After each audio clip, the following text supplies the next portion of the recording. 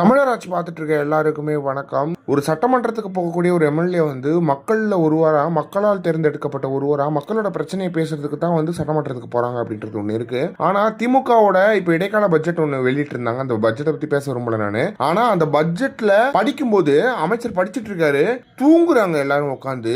அதுவும் துணை முதலமைச்சர் பதவியில் இருக்கிற உதயநிதி ஸ்டாலின் தூங்குறாரு, முக்கியமான பெரியசாமி தூங்குறாரு, நேரு தூங்குறாரு, மா சுப்பிரமணியம் தூங்குறாங்க. இவங்களாம் அமைச்சர்கள், இவங்க தூங்கிட்டு இருக்கிறதெல்லாம் எப்படி ஏற்றுக்க முடியும் அப்படின்றது தெரியல. அப்படி முரட்ட தூக்கம் தூங்குறாங்க. உதயநிதி ஸ்டாலின்லாம் கண்ண மூடி தூங்கிட்டாரு. இது என்ன மாதிரியான ஒரு அரசியல் கட்சின்றதே தெரியல. மக்களுக்காக பேசக்கூடிய ஒரு நபர்கள். காந்திலாம் வந்து தூங்கிட்டாரு, அவர் எந்திரிக்க மாட்டார் போது, எழுப்பி அடிச்சு எழுப்புனா எந்திரிப்பார், தண்ணி ஊற்றினா எந்திரிப்பாரு போது. அந்த அளவுக்கு வந்து மோசமா பண்ணியிருக்காங்க அப்படின்றது ஒன்று இருக்கு. இப்படி ஒரு மக்களுக்கு உதவிகரமாக இருக்கக்கூடிய நீங்கள் வந்து இப்படி மக்களை வந்து இப்படி பண்ணுறது வந்து சரியா இருக்குமா அப்படின்றது தெரியல. இதனால வந்து கடுப்பாகி நாம் தமிழர் கட்சியினர் வந்து வச்சு செய்கிறாங்க அப்படின்றது ஒன்று இருக்குது.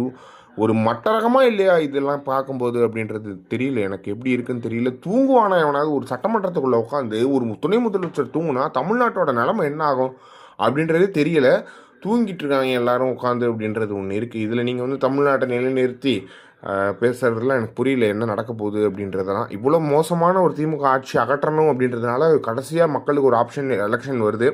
ஸோ எலெக்ஷனில் நீங்கள் யார் நல்லா ஓட்டு செய்கிறாங்க, தமிழ் தேசியத்தை பேசுகிறாங்களோ அவங்களுக்கு நீங்கள் ஓட்டு போடணும் அப்படின்றதுல எந்த ஒரு மாற்றமே கிடையாது. இதை பற்றி நீங்கள் என்ன நினைக்கிறீங்க அப்படின்றது மறக்காம கமெண்ட் பாக்ஸ்னு சொல்லுங்கள்.